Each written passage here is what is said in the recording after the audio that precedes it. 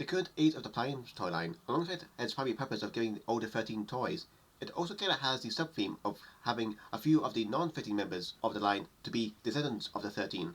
Maybe descendant isn't the right word, but some of the characters have a tie to some of the primes. Like the single example I know of, and this one is a bit of a stretch personally, it is that Armada Red Alert is somehow connected to Primer. But in this video, I don't have the same constraint of trying to try and stretch connections between characters in the toy line to the primes. And in this video I'm going to go over and give my opinions on who I think could be descendants of the primes. I am also going to go in the same order as my last primes video, so we're starting this video off with Alpha Trion. And he has a few possible descendants, with Optimus and Leader being the most connected to him, as he is the one who built the dying Orion Pax and Ariel into said characters, while Optimus canonically being the 13th just makes him somewhat of a time loop version of himself, but Elita, on the other hand, is more or less free to just be his descendant, especially since in G1 Elita had a team of female Autobots working closely with him. Then we have Alpha Tracer, who takes on Alpha Trion's role and appearance in the Beast Wars era in the Rings universe. He's also the rebuilt version of Big Machine's Tutor. Alpha Tracer is going to be Tutor's character development from being the Bumblebee stand-in in Beast Wars to now being the wise sage guiding the next generation of Transformers. So I can see one or both of them being Alpha Trion's descendants. Next up, the Fallen, and his descendant is pretty easy to identify, as it is obviously Megatron. Hell, I'm almost certain that Megatronus wouldn't even be named as such without Megatron, so that being connected this closely just makes sense, especially since a lot of recent media has been smoothing out their edges in a similar fashion. It is now time for Vector Prime, and he doesn't really have an easy one, as no one else really does or have Vector Prime's gimmick over time and space, although Elena 1 does have that often forgotten ability to stop time. Maybe she could be a candidate to be a descendant of Vector Prime too. However, we do have two G2 retro Transformers, the creatively named Autobot and Scorpia. Other than me actually wanting to have these two in my collection, they are also the only other Transformers in fiction with time travel powers. While the one named Autobot was once used as a G2 Vector Prime, later it was then reused as a female Autobot Azimuth. Whilst in the 2019 canon, she is, as TFWiki describes her, a sensible geologist with the digital display changed from telling time to display geological stuff. I don't think it'll be that much of a stretch for Smith to be written as a descendant of the Prime, keeping the time travel powers, also outside Smith's sensible characterization. Scorpia, on the other hand, is just a different Autobot with time powers, who is also Victor Prime's love interest. Not sure how that works given Scorpia's woman mode, but I'm not going to question it. Moving on quickly to Optimus Prime's descendant. Since in the last video I've said I've always pictured this Prime being the god of medicine, I'm going to put all the medic characters here, like Ratchet, First Aid, and here is where Armada Red Alert should go, as he is basically the medic of Armada. But I think Ratchet is the best candidate for Optimus Prime's descendant, with Ratchet being the main Autobot doctor and all. Although I could see an argument for First Aid too, since he is the most focused on being just a medic, and also because he doesn't like fighting unless he absolutely has to. Onto Makora's Prime's descendant now.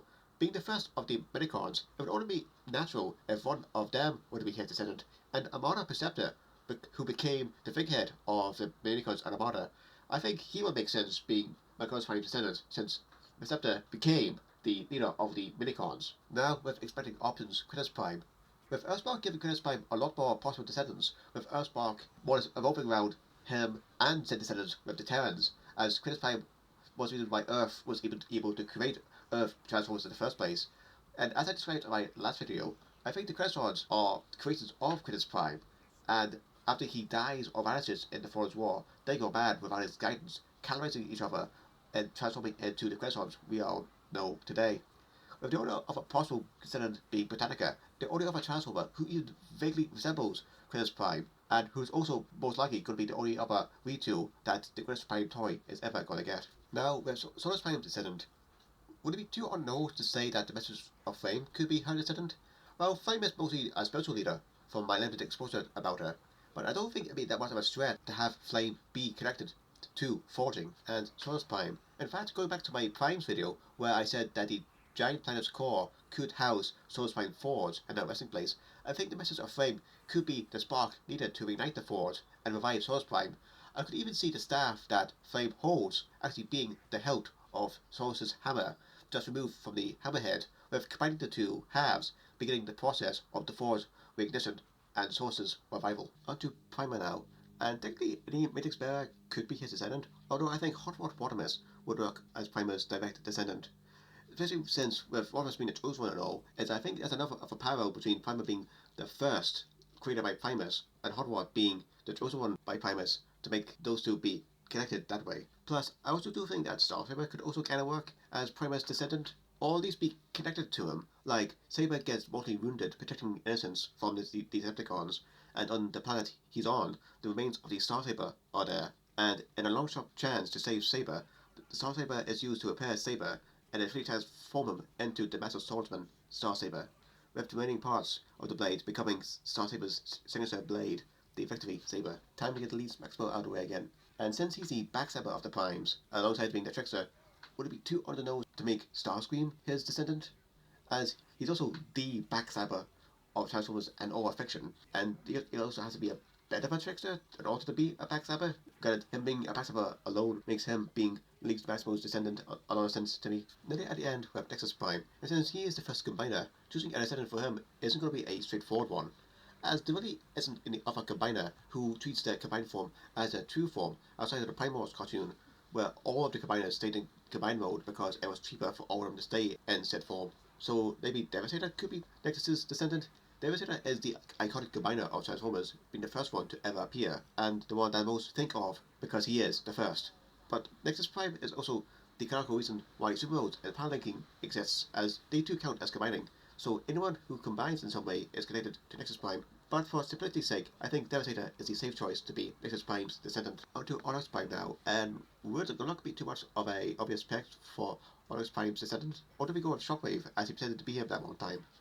But the reason why Grimlock is my personal pick as Onyx Prime's descendant, as like Onyx Prime, Grimlock is a big softie. Well, is a softie at heart, as despite him vouching for aggressive tactics, he fully believes that the strong should protect the weak, as he hated when the strong abuse their power to get what they want, and that's why Grimlock is an Autobot, as despite all his boasting, he will go out his way to protect the ones who can't protect themselves, and why he is my pick to be Onyx Prime's descendant. Stick to last with Amalgus Prime. Again, would Shock be too much of an obvious pick to be their descendant? Yeah, there's characters like Makeshift, who also have the ability to transform into anything and into anyone, like Amalgus Prime. But what has been a bit of a hidden criteria for me is that everyone who can be a descendant has a physical toy attached to them, or could be a physical toy. And Makeshift can't really be made into a physical Transformers toy, as they can't really design a character who can transform into anything or into anyone, which isn't a problem with Sexshot. And Sexshot also has the added benefit of being the first sex changer, and in turn the only one that really comes back with to do a sex changer. So that alone makes me pick him as Amalgus Prime's descendant. Although I could see an argument for Gigatron, aka 2001 Megatron, to be Amalgus Prime's descendant, as he too has multiple forms, or we could go with the most Amalgus Prime answer possible, and have them all be Amalgus Prime's descendant, and they just pick one depending on the day or hour. And that's where they end with the 13th, fully wrapping back around to Optimus Prime. Since he is the canonical 13th just reincarnated, would that be enough to fulfill the criteria? Or maybe Sky Gary could be the 13th descendant, as he is the one who brought back Optimus as Star Convoy in the original Battlestar story, after all. Even also having the powers of the Zodiac, always being able to hold the powers of the Zodiac until it was used to revive Optimus Prime as Star Convoy, similar to how Optimus Primo temporarily had Optimus Prime's spark to save Prime's life and also keep him alive until he was prepared in Beast Wars. Or do we count both of them? Because the 15th is a stat confusing. On that, we're at the end of this video. Do you agree with my picks, or do you think our characters would work better to be descendants of the 13th Primes? But in any event, thank you for watching.